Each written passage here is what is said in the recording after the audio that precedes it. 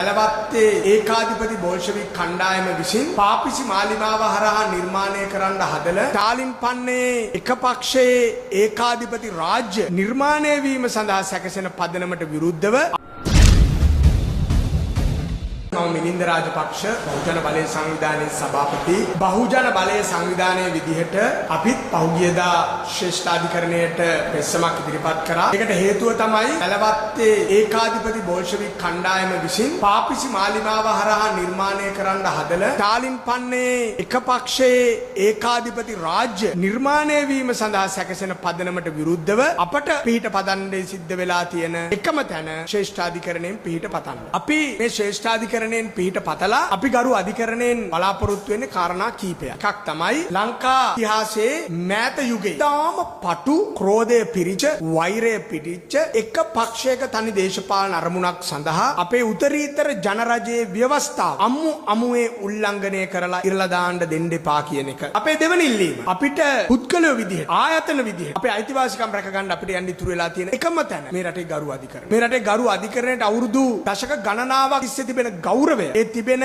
සැලකීම අබමල් රේණුවකින්වත් විනාශ නොවි මේ රටේ හැම දේශපාලන පක්ෂයම ආණ්ඩුවම පවත්වාගෙන ආවා. අපේ දෙවන ඉල්ලීමේ නිසා මේ ගරු අධිකරණයට තිබෙන ගෞරවය සහ විශ්වාසය එක පක්ෂයක කණ්ඩායමකට ඒගොල්ලන්ගේ ගම්වල ඉන්න කතිකයෝ ඒගොල්ලන්ගේ පක්ෂයේ ඉන්න කතිකයෝ ඒගොල්ලන්ගේ කාඩර් එකේ ඉන්න පණිවිඩය යවන්නු හරහා අධිකරණය දූෂිතයි කියලා තැන් වල කියමින් ගිහිල්ලා මේ අධිකරණයට තිබෙන ගෞරවය විශ්වාසනීය බව විනාශ කරන්න දෙන්න. තුන්වෙනියටම වැදගත් කාරණා. අපි බලාපොරොත්තු වෙනවා මේක මේ රටේ යුක්තිය සාධාරණත්වය සමානාත්මතාවය සහ අධිකරණයේ විශ්වාසන්තභාවය සහ අපේ ජනතා පරමාධිපත්‍ය පිළිබඳව ඇහෙන වැදගත්ම නඩුව නිසා මේ ඉතිහාසයේ අපි ඉල්ලා සිටිනවා ජනතාවට හිතන්න දෙන්න එපා මේ බෙන්ච් එක ෆික්ස් කරනවා කියලා. මිනිස්සුන්ට ඔළුවේ කුකුසක් ඇති වෙන්න ඉඩ දෙන්න එපා. තෝරාගත විනිසුරන් පිරිසක් විසින් තමයි මේ පෙස්සන් අහන්නේ කියලා. ඒ තීන්දුව වලින් පස්සේ ජනතාවට තැන් වල කියන්න ඉඩ තියන්න එපා. එක පිරිසකට කැමති විනිසුරන් පිරිස තමයි මේ නඩුව ඇහුවේ කියලා. ඒ නිසා මේ රටේ අධිකරණය පිළිබඳ දැනුමක් තියෙන සියලුම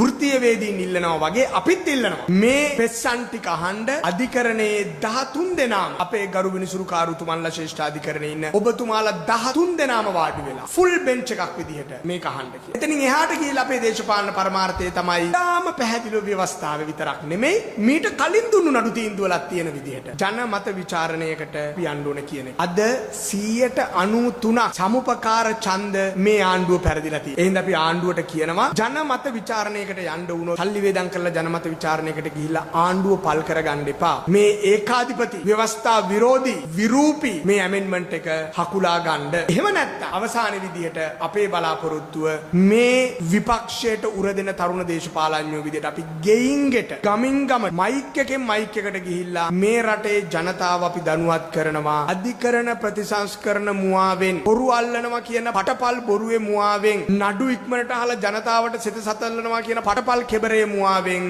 මේ රටේ තනි පක්ෂයක ඒකාධිපති රාජ්‍ය බිහි කරලා ප්‍රජාතන්ත්‍රවාදයේ මරා දැමීමේ ව්‍යාපෘතිය පිළිබඳව ගමින් ගමට ගිහිල්ලා මිනිස්සු දැනවත් කරලා ඒ ජනමත විචාරණය අපි දිනා දෙනවා කියන එක අපි බහුජන බලය සංවිධානයේ විදිහට ප්‍රකාශ කරන්න කැමතියි.